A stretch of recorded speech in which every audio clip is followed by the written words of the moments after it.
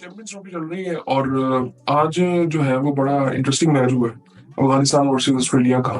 अब इंटरेस्टिंग इसलिए हासिल रहा कि अफगानिस्तान अगर उसी तरह से खेलती है जिस तरह से इंग्लैंड के खिलाफ खेली थी तो ऑस्ट्रेलिया को भी हरा सकती है, क्योंकि अगर ऑस्ट्रेलिया की बॉलिंग देखी जाए तो बॉलिंग कोई इतनी खास है नहीं उनकी।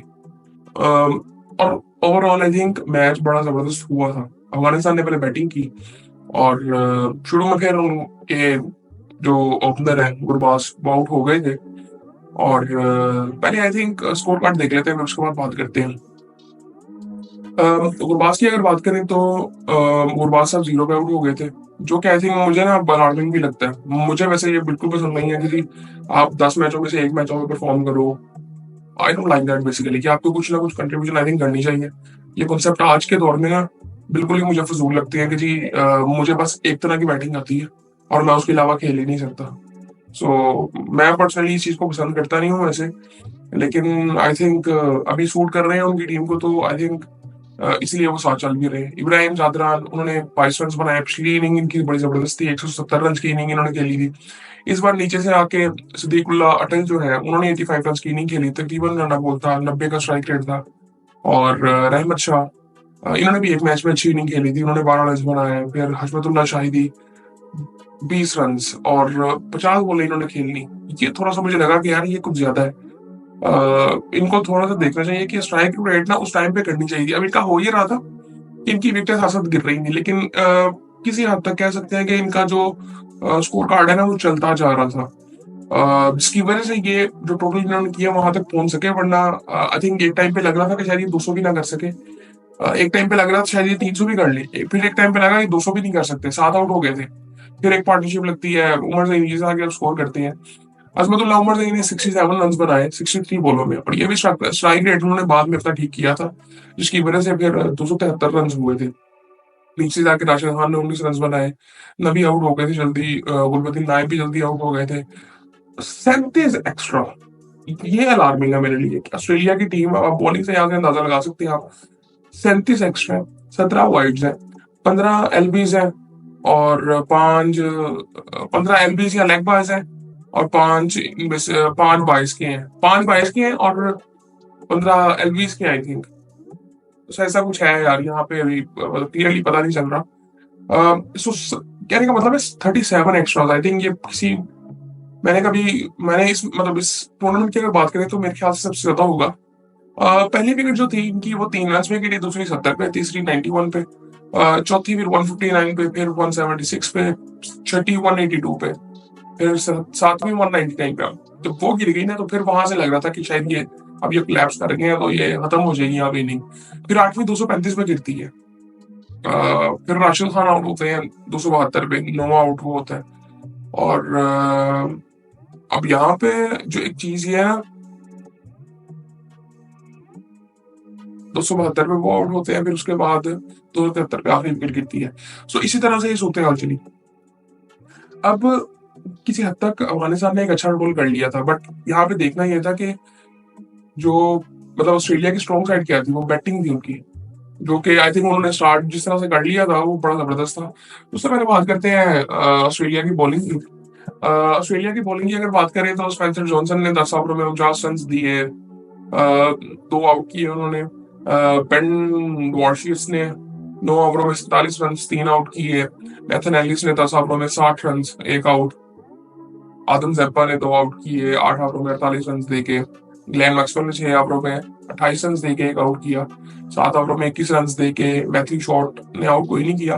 बट अगर यहाँ पे देखें ना तो यहाँ पे स्कोर कार्ड पिछले मैच से तो काफी बेहतर लग रहा है। उसकी एक वजह ये थी कि जो पिच था ना वो सूट कर रहा था इन बॉलर्स को। स्पेंसर जॉनसन की अगर बात करें तो इनके फास्ट बॉलर्स किसी हद तक सूट कर रहा था।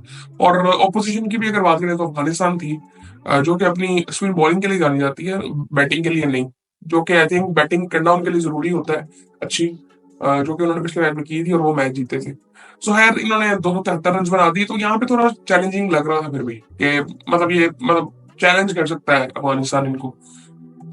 फिर उसके बाद जब मैं ऑस्ट्रेलिया बैटिंग के लिए आता है तो मैथ्यू शॉर्ट और ट्रेविस हेड अच्छा स्टार्ट करते हैं। अब मैं आपको बताता हूँ कि वो उसमें हुआ क्या। मैथ्यू शॉर्ट 20 रन बना के आउट होते हैं 15 बॉलों में, 3 चौके 1 छक्का, वो लगाते हैं 133 का strike rate. Travis head not out रहते हैं 59 पे 40 बॉलों में 9 चौके 1 छक्का, 147 का strike rate. Steve Smith 19 run बनाते हैं 22 बॉलों में, 86 का स्ट्राइक रेट, और फिर बारिश हो जाती है। अब यहाँ पे ना मैं कहूंगा कि एक फायदा अफगानिस्तान को हो गया। वो एक फायदा ये हुआ कि 20 ओवर नहीं हुए। अगर 20 ओवर हो जाते ना तो ऑस्ट्रेलिया यहाँ से जीत जाता। अगर इसी तरह वो चलता रहता तो ऑस्ट्रेलिया फिर बहुत आगे होता। सो आई थिंक वो डीएलएस मेथड के तहत वो बहुत आगे भी निकल गए होते, क्योंकि अभी आप देखें तो तकरीबन 13 ओवर हुए थे तो 109 रन बनाए थे, एक आउट था। और वो इतने ज्यादा रन थे नहीं। चांसेस भी मिले इनको, कैचेस भी उन्होंने छोड़े, बट आई थिंक ये चीजें कुछ थी। और उसके बाद अगर बॉलिंग की अगर बात करें तो उमर सईद ने 5 ओवरों में 43 रन मार तो पड़ी है, एक आउट। और उसके अलावा फजल अख्तर रुकी ने 3 ओवरों में 32 रन, नबी ने 3 ओवरों में 13 रन, नूर ने तकरीबन 2 ओवरों में 13 रन। तो ये सूरत हाल थी। सो मैं कह सकता हूँ कि चैंपियंस ट्रॉफी को इस सिचुएशन ने थोड़ा सा और इंटरेस्टिंग बना दिया था कि अब अगले मैच में बात आ गई थी कि जो कि कल खेला जाएगा। सो आई थिंक जो मैच है वो क्या कहते हैं साउथ अफ्रीका और इंग्लैंड के खिलाफ है, वो बड़ा इंटरेस्टिंग मैच होगा। किसी हद तक कह सकते हैं कि साउथ अफ्रीका ही क्वालिफाई करेगी, क्योंकि बहुत बुरी तरह उनको इंग्लैंड से हारना पड़ेगा, जो कि इस वक्त लग नहीं रहा कि इंग्लैंड हरा सकेगी साउथ अफ्रीका को उस मार्जिन से। आई थिंक मार्जिन ही बहुत बड़ा चाहिए। सो उसके अलावा अगर देखें तो इंग्लैंड की अगर बात करें तो वो उनकी तो सूरत हाल कोई ठीक चल नहीं रही। मेरे ख्याल से उनके कप्तान ने भी रिटायरमेंट का ऐलान कर दिया है। जॉस बटलर ने रिटायरमेंट नहीं, रेजिग्नेशन दी है कप्तानी से। सो आई थिंक मेरे ख्याल से वो नजर ही आ रहा था। और वो मुझे लगता है उस बंदे को, मुझे लगा कि उस बंदे को इतना कुछ सूट करता भी नहीं है, क्योंकि अभी रिसेंटली अगर देखें ना तो वो खेल रहा था 5 और 6 नंबर पे आके, जो कि उसको आई थिंक पिछले कुछ सालों में अगर हम देखें तो हमने उसको एज ओपनर देखे।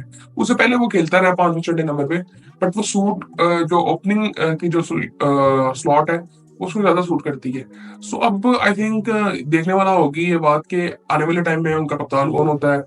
तो आई थिंक वो पैनिक उनमें भी अब आ जाता है। ये ऑस्ट्रेलिया की मैं बात कर रहा हूँ। ऑस्ट्रेलिया तो आई थिंक वो हिलते ही नहीं है। ये क्या कहते हैं, इंग्लैंड हो गया, साउथ अफ्रीका हो गया, पाकिस्तान हो गया, हमारे पैनिक बटन ना बड़ी जल्दी दबते हैं। बट अगर साउथ अफ्रीका की बात करें पिछले कुछ सालों में, अगर 1 डेढ़ साल की बात करें तो वो बड़ी बेहतर क्रिकेट खेल रहे हैं। हालांकि अगर मैं उनको थोड़ा डीपली देखूँ ना तो वो आई थिंक उनकी साइड तो बड़ी अच्छी होती है, बट अगर टेस्ट मैचेस की बात करें जिस तरह से अब उन्होंने वो खेलना है, फाइनल खेलना है WDC का, वो बड़ा इंटरेस्टिंग है। कुछ चीजें ऐसी हैं जो कि उनके हाथ में भी आ रही हैं, कुछ चीजें उनको सूट भी कर रही है। सब कुछ आई थिंक मिक्स करके अगर देखें तो उनके लिए बहुत बेहतर था। बट ये पैनिक बटन दबते थे हमारे भी। वेस्ट इंडीज के साथ भी ऐसे था, इंग्लैंड के साथ भी अब ऐसे रेगुलर हो रहा है। मतलब इंग्लैंड को इस मैच में हरा दिया और बाहर कर दिया अफगानिस्तान ने, और ये कहते थे कि हमने अफगानिस्तान के साथ खेलना ही नहीं है क्योंकि वो सपोर्ट नहीं करते वुमेन स्पोर्ट्स को। आई थिंक बहुत सी चीजें थी। खैर उसके अलावा और भी बहुत चीजें हो रही हैं। आई थिंक ये वीडियो लंबी हो जाएगी, फिर बाद में बात करेंगे। और आई थिंक बहुत सी चीजें हुई हैं 1-2 दिन में जिन पर बात की जा सकती है। तो आई थिंक थोड़ा सा आगे जाके साथ साथ उनके बारे में भी बात करते रहेंगे।